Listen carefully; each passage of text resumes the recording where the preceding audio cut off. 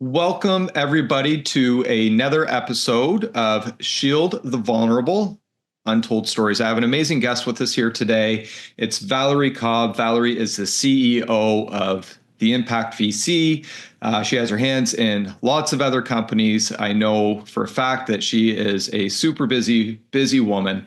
But Valerie is really passionate about the topic that we have here today on talking about all things exploitation related, human trafficking, and workplace violence. And she has many stories to share. So, Valerie, welcome to our show today.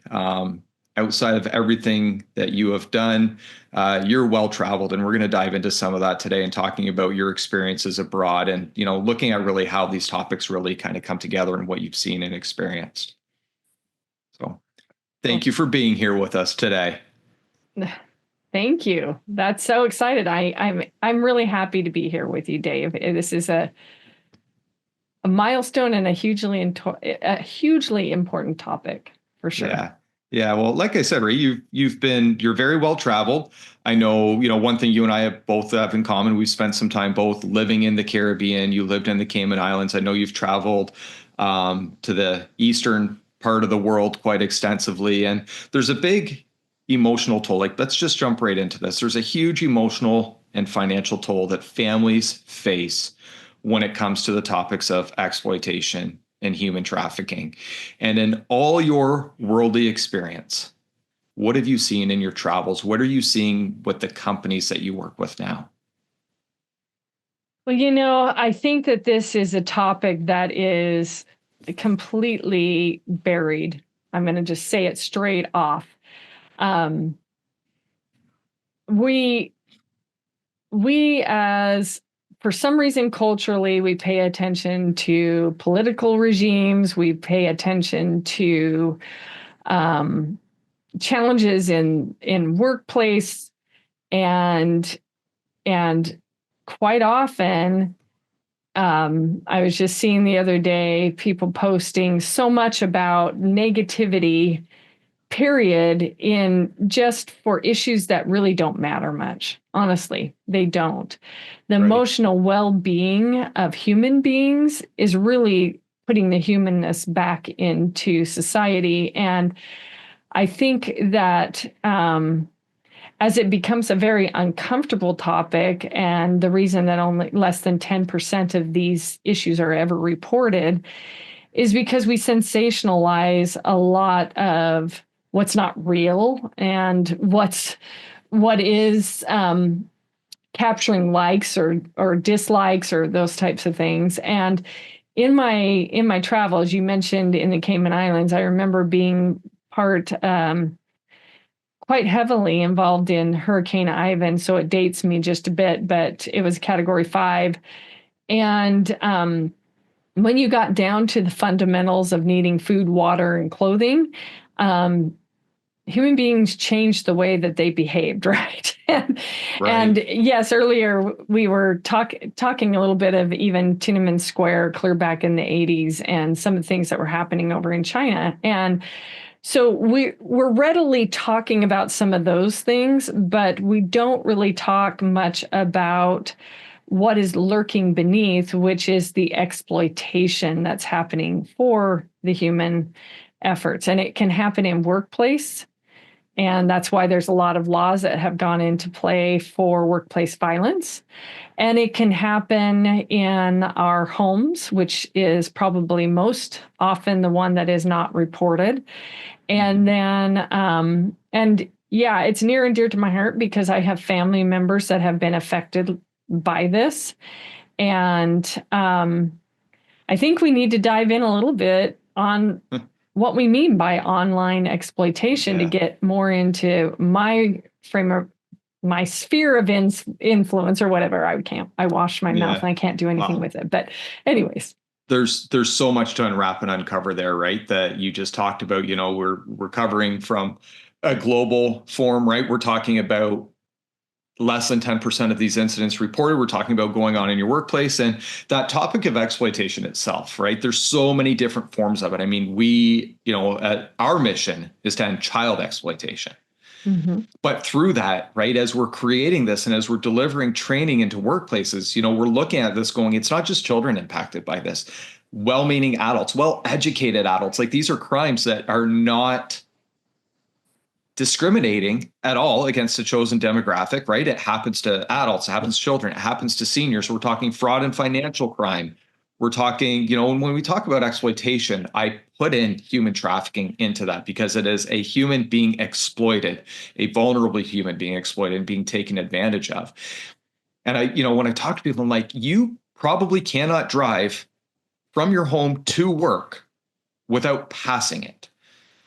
But a lot of people just have this like, it's only going on if I hear about it in the news or if I read about it. And otherwise, I really don't want to know. And I get it. It's like a dark territory. And there's certain people are like, I'm interested in learning more because of that side. And there's other people are just like, no, I don't want to learn more. So with what you do and all of the organizations that you work with, and we know less than 10% gets reported, right? What are you seeing or how are you seeing organizations starting to adopt principles around this, training around this, and just preparing their people and saying, look, like this is happening in society. It's probably happening here. How Yeah. can we do more? Well, I think, first of all, I was working with an organization. Let's rewind the clock a little bit. Actually, first of all, near and dear to my heart, I have family members that have been affected by this. Mm-hmm. And because of that, the financial component is huge. And when I say huge, it's huge.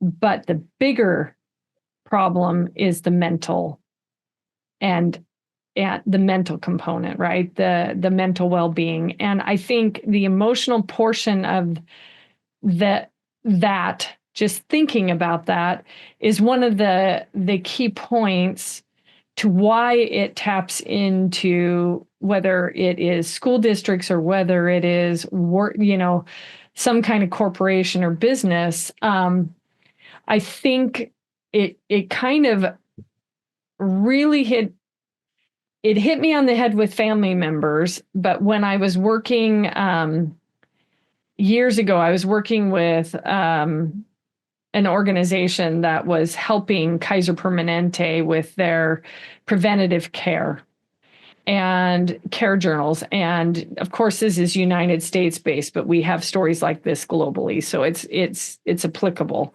Yeah. And we worked a ton of numbers about prevention, just in colorectal cancer or mental well-being. And even if a fire happened, just getting a notification out that for those who were asthmatic, et cetera, that there's a fire in the area.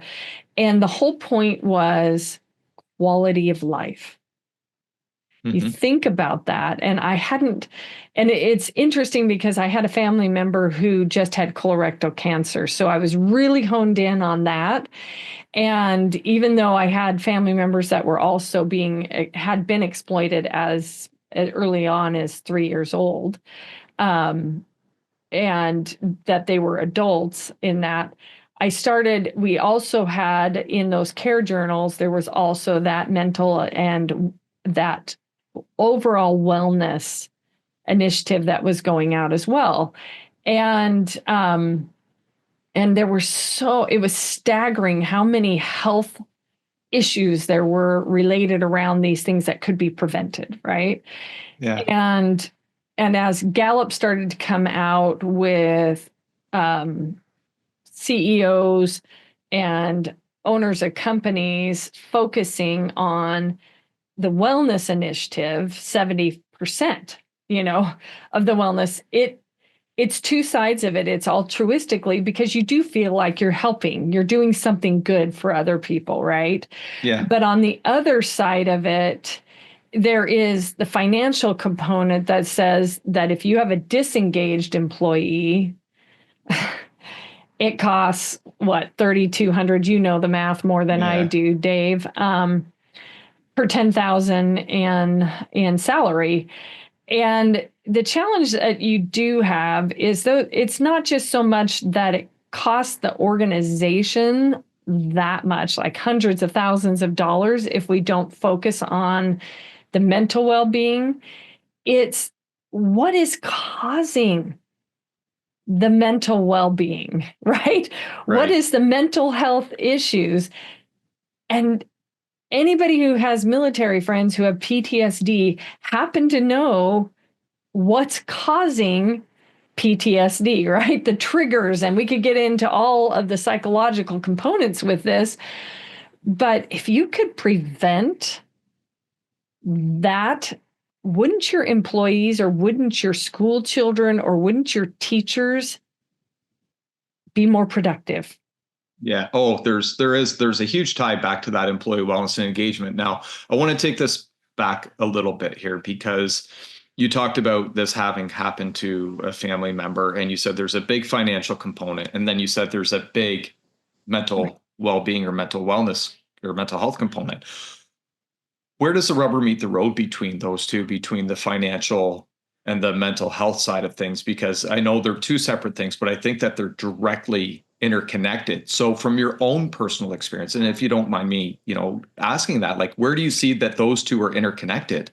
And how does that, if this is going on within an organization, right? People don't report these things out of fear, embarrassment, lack of knowing what to do. And that's if something happens now, but you're talking about, you mentioned like going back when they were 3 years old.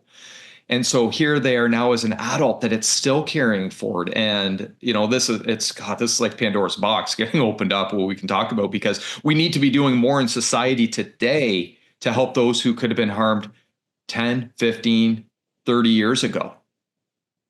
Yeah. If I could rewind the clock and shield that person, if I could rewind the clock, Mm-hmm. the the financial part of it is all the healthcare needed to help save these individuals after the fact. Something has happened. Yeah, you can spend upwards $50,000-$100,000 a year trying to fix the USD. In other countries, it may not be the same, right? But the financial component is the toll on the other family members that are looking on for this. Mm-hmm. That person is absent from many of events, Yeah. many events, like weddings, um, children's christenings, baptisms, whatever those things are, the total family unit, they're absent because they're constantly not feeling well that day, and then you're always on that kind of high alert for suicide. Yeah. With COVID, we had high suicide rates because of isolation. Can you imagine? That was just from isolation. Can you imagine actually having this kind of trauma happen in your life early on? It's like COVID on steroids. The Yeah. suicide rate is so huge. And these are human beings that could have had a good quality of life, and threat actors prey on that. That's one thing. We talk about cyber risk a lot, but Mm-hmm. going back to that, hackers are hacking and defense and all of that kind of stuff. Well, these are ultimately the ultimate hackers. They are looking for those who are not really, I don't even know how to say it, those who can defend themselves. That's why you have to Oh, shield them. And in this family situation, yeah, clear back at 3-year-old, we're having the memories of that and then dealing with the trauma from that, things that were suppressed. They can't work, they can't function. I'm going on and feeling yeah. this pain because I've watched this happen. And I think everybody knows people like that. I was, People would be surprised how close they are to knowing, right? But people harbor these secrets. Um, they suppress them, right? And it's, you just talked about they're absent from a lot of events, but I find too people who have been harmed, even when they're present, physically present, they're still absent from They are. things.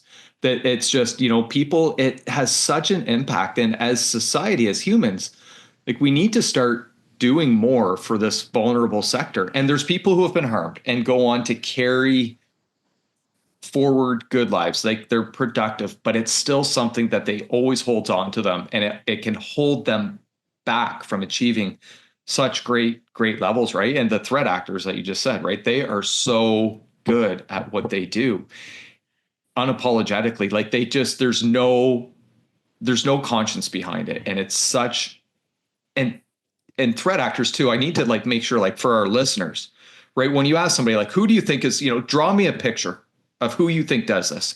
And somebody, might picture, oh, it's somebody sitting down in their mom's basement, chain smoking cigarettes and drinking coffee all day with a hood up over their head in a dark room. I'm like, no, like, sure, that does happen. These are people that walk amongst us in our everyday lives. And, when I talk to parents about protecting their children, I'm like, it's not strangers that you necessarily need to be worried about. It's people who act strangely. Like this could be people coming into your home. This could be people, and now in the online world, right? We're openly inviting strangers into our home through devices, right? We're online 24/7. A part of us always is there and we can always be connected. And it's somebody who, they're so good at what they do and their methodologies of grooming a possible victim, child or adult, sexual trauma, financial crime, whatever it may be, trafficking. They're so good at building that relationship first, right? They manipulate, they build trust, right? Then they isolate and they get to the point where they get what they want from that person, whether it's through coercion, right? Whether it's forced or not, it doesn't matter. It has long-term impacts on somebody. So knowing what you know, how do you see us as society going, like, what more can we be doing, whether it's on a one-to-one level or at an organizational level? What more do you think can be done to help prevent this from an impact? You talked about the cost of employee engagement and employee wellness. We talk now maybe an employee who is utilizing benefits and other services that they otherwise may not have to, right? What else can we do as a society? Well,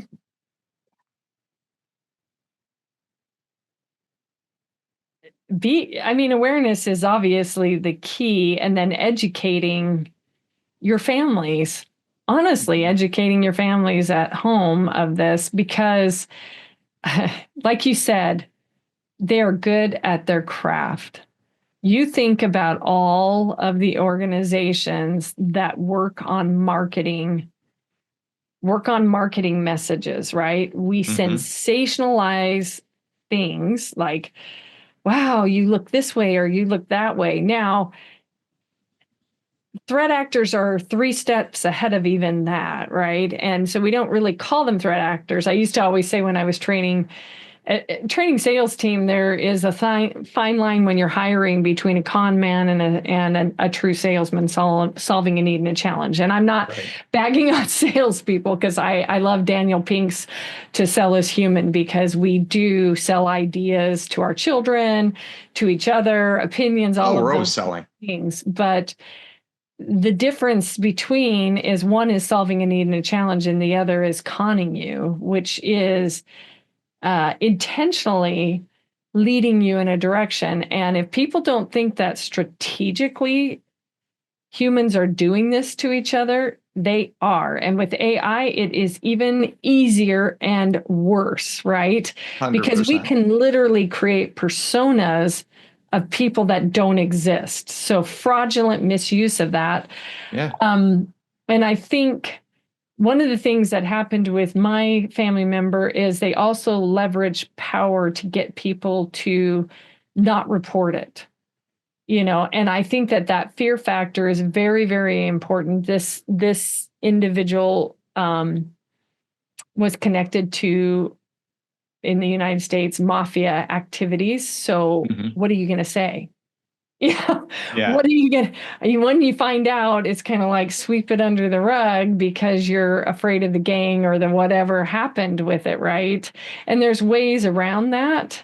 But definitely, if we can prevent it first, and watch for those signs. It's very important, but it isn't a one and done, Dave, because No. the threat actors know that you already know that here's the prevention. Yeah. Great. So They I think it's a monthly reminder, just like any, or at least a weekly or some kind of reminder within our workplaces, so that it trickles down to our children. Because if your children are having a problem, then it's going to infiltrate your workplace no matter what.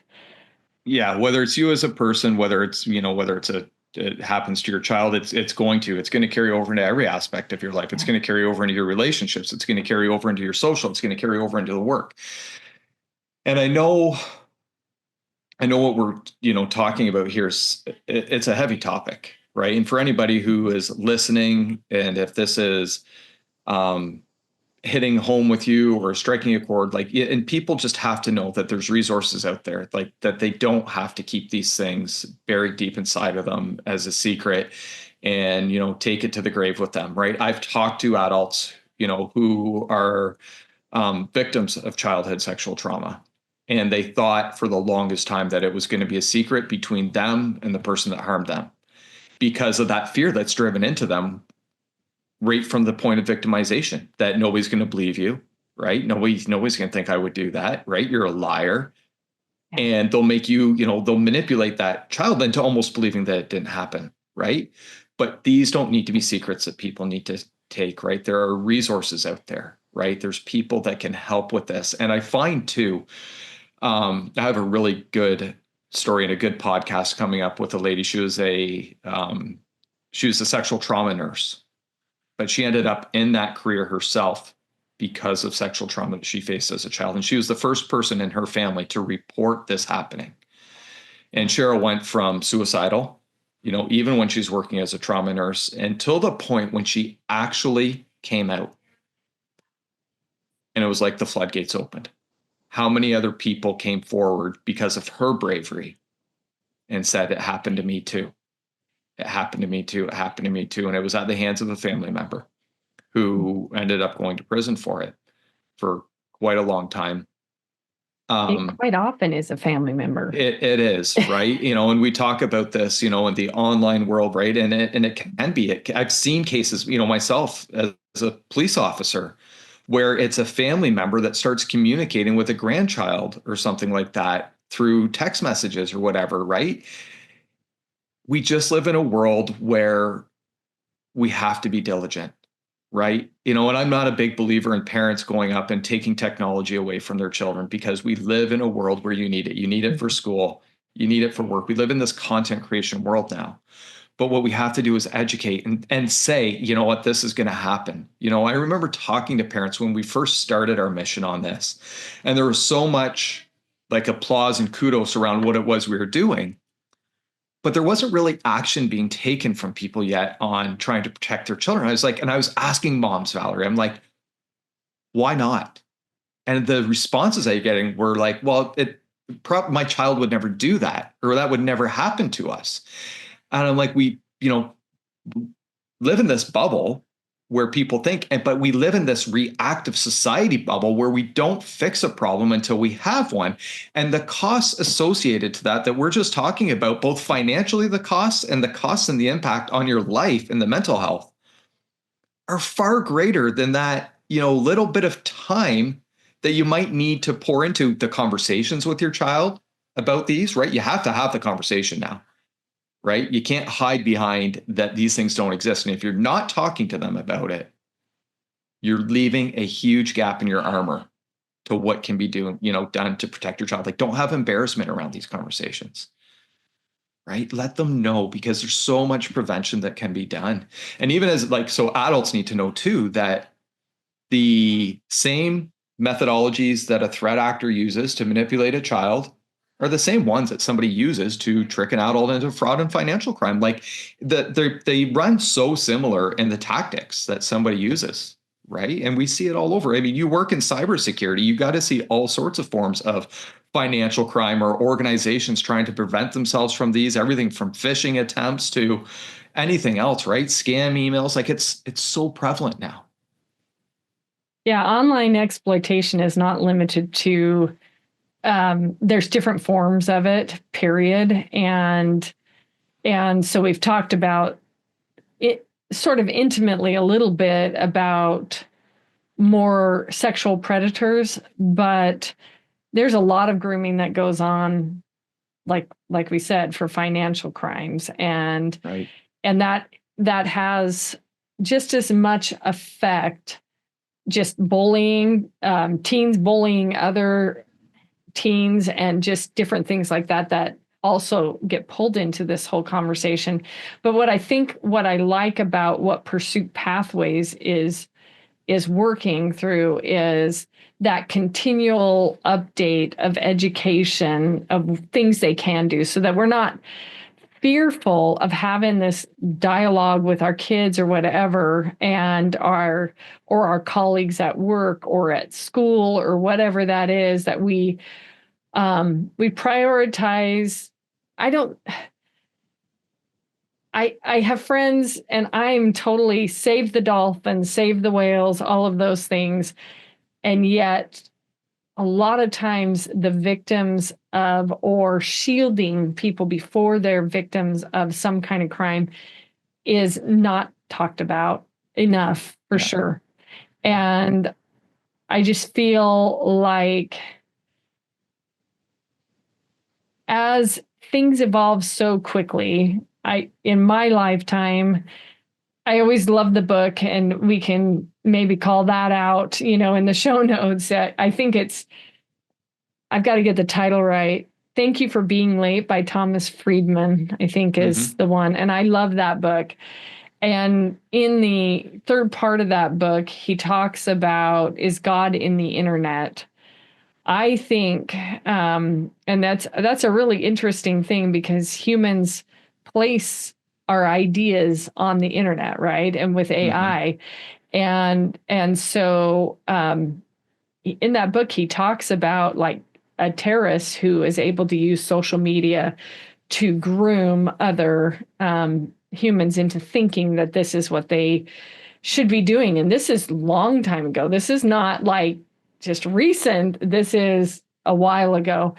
And I think being completely vigilant in how we're educating and updating on a regular basis on how we're educating is going to be key.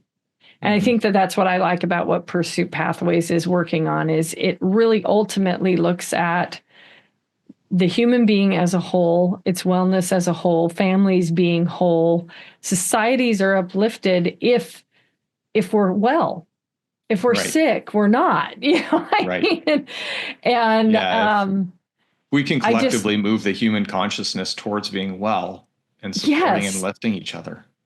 Yes. And as much as we shout our own initiatives, in all reality, exploitation is all of those initiatives wrapped in a nice bow. You can be exploited if your initiatives are saving the whales, and they go in a phishing attempt to get you to donate to saving the whales, and you realize that you just got hacked, right?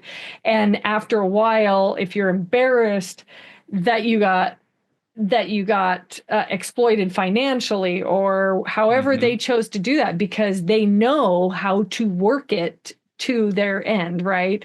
So at that point, if you can watch and learn and make sure you're not groomed, then I see it, and you see it. You sent me something the other day that was on a woman who was a victim of financial crime, and then a teen who was also being bullied. And of course, unfortunately, he took his own life, which made me so sad, because that's a life that was snuffed out before he even got a chance to get going.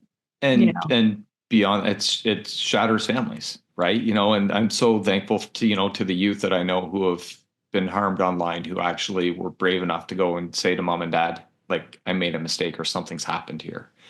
And they get in front of it, because so many think that's the end of the line, and they aren't in a place where they can understand. It's just, maybe it's a speed bump in the road of life, and that it's something that they can get past. And even adults who have been financially extorted and have lost their life savings and they don't see a way out, right? And that's happened to a family member of mine. Um, his wife had passed away. He sold his house and he got scammed into a cryptocurrency scam and lost absolutely everything. And it's devastating. And when you see it happen, right, we just need to be, I always just tell people, like, what's that extra 10 seconds or 60 seconds to verify, information or an email, or ask somebody else for their advice before you click and invest in something. Talk to somebody, right? Get somebody else involved in it, and don't, think that you can make all these decisions, because we just live in this day and age where scams of all sorts they're just around us. So, Valerie, I feel like we could carry on here for 3 hours on this conversation, right? One question that I want to ask you, and that I want to, that I ask any of our guests, is, from your perspective, what is one piece of advice from your own perspective that an organization can do or an individual can do to protect themselves? We live very busy lives, and I'm guilty of this. We tend to busy, busy, busy, busy, busy. We don't have time, yet we have time to watch a TV show, or we have time to, do a myriad of things other than maybe scheduling very quickly, maybe once a month. Maybe it's a family night. Maybe it's maybe it's at your all hands meeting, a quick, just a very quick educational component on what to watch for. It doesn't have to be hours of education. We're not talking about college education where the grind of getting the degree, or high school, the grind of all of that kind of stuff. Just prioritize it. There's good, better, and best, right? Mm-hmm. There's so many good things running around out there, but your mental wellness, this is one of the initiatives that you can take that will head off thousands in healthcare bills, expenses, whatever you want to call them. And it will head off a family who is whole, or a family who is broken. And I guess I would say, make your choice. Where we spend our time is that's the only thing you cannot get back, is time. You cannot rewind that clock. So time keeps ticking. Watch the TV show for 2 hours every single night, or maybe on Monday night or Friday night, a quick family update. Organizations, when you have your all hands, have a safety, and then, yes, have some education or e-learning that is free and available to your organizations. I promise you that if those employees are engaged, they will be more productive. They will actually affect that top line. So it's a two-pronged approach. Yeah. Right? Down to the family level, all the way up to the employee level, and sideways and crosswise, however you want to say it. Spend 5 seconds learning about it. And again, because technology is always changing, and the way that we approach and strategically get groomed is changing. This isn't a one and done, Dave. No, you need to win every single time. Yeah. Strategies change. So, well, thank you for that, Valerie. You're a great guest. I know that you have a lot of personal experience with this. I know that you're passionate about attacking it on an organizational level, an individual level within your own family. So thank you for being a champion to the cause and sharing your story so openly with that. Where is one place that any of our listeners, or two places that they can best connect with you? Oh my gosh. If they want to connect with me, that's great.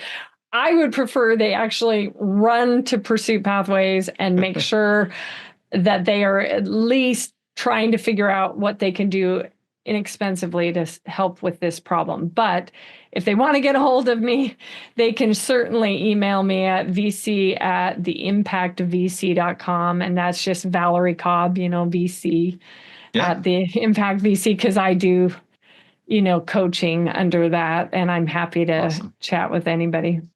Amazing. Thank you for that. To our audience, thank you for listening. We've got so many amazing guests coming up here in our future on Shield the Vulnerable.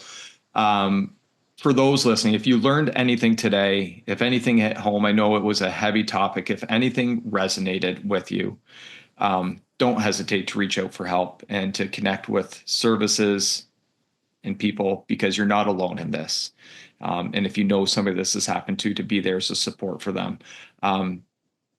Tell people about our podcast, share it. We are on a mission out there of ending exploitation. So share this with your family, share this with your colleagues, your groups that you belong to. It helps us get our word out there on protecting those who need it the most. And please also visit our charitable donation page. It will be in the show notes.